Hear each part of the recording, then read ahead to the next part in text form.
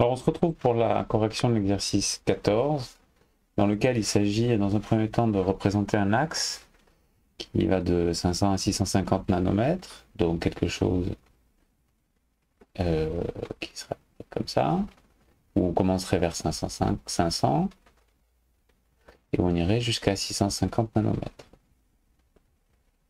Et d'y représenter, c'est la question 2, les trois longueurs d'onde qui sont par là, donc qui vont se retrouver à peu près ici, là et là. Mais vous voyez que là, je fais ça à l'œil sans respecter aucune échelle. Or, dans cet exercice, on nous propose de respecter une échelle.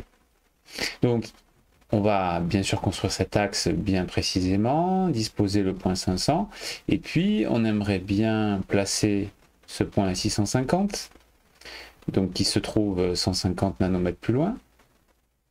On aimerait bien placer cette raie-là qui se trouve à 40 nanomètres, puisqu'elle est à 540.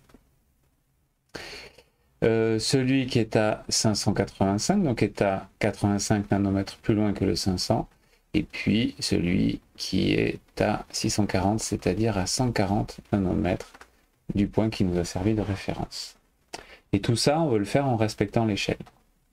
Alors, ce qu'il faut avoir compris absolument, c'est que respecter une échelle, ça se fait en utilisant le produit en croix. Par exemple, nous allons commencer par tracer un axe ici, et y placer le point 500. Il est là. Je le mets pile sur le 0, vous voyez? Bon, alors maintenant je veux placer le point 650, puisque c'est la première question. Alors, si nous avons une échelle, 1 cm qui correspond à 650, pardon, excusez-moi, 1 cm égale 10 nanomètres, c'est l'échelle qu'on nous propose. Et moi, j'aimerais bien savoir quelle est la longueur ici qui sépare le 500 du 650. Donc, quelle est la longueur qui correspond à 150 nanomètres, puisque 650, c'est 150 nanomètres plus loin que 500. Si on fait ce produit en croix, L égale 1 fois 150 divisé nanomètres divisé par 10 nanomètres. Le 1, c'est des centimètres, donc les nanomètres s'en vont, il va rester des centimètres. 1 fois 150 sur 10, ça fait 15 centimètres. Et donc, ici, le point 150, il est à 15 cm. Nous avons donc ici le 150 nanomètres. Et on va faire pareil maintenant pour placer la première longueur d'onde, qui, nous l'avons dit, est à 40 nanomètres des 500.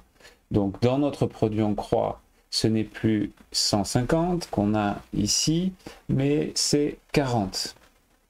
Peut-être que vous arrivez à faire le produit en croix de tête, mais sinon on le pose, ça fait 1 fois 40 divisé par 10, et donc ça fait 4 cm.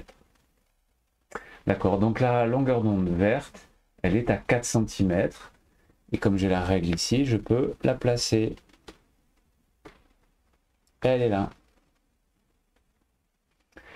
Bon, vous avez compris, j'imagine, et ici, vous anticipez peut-être que le nouveau produit en croix, on n'aura plus 40 mais 85 cm, puisqu'on veut placer cette longueur d'onde là, et donc ça va faire 8,5 cm. On peut y aller un petit peu plus vite maintenant. 8,5 cm, on est ici. Et enfin la dernière qui est à 140 nanomètres de 500, bien sûr elle est à 14 cm, elle est en rouge, je vais la faire en rouge. On me demande de faire un schéma, je dis en rouge, un schéma en couleur, là voilà.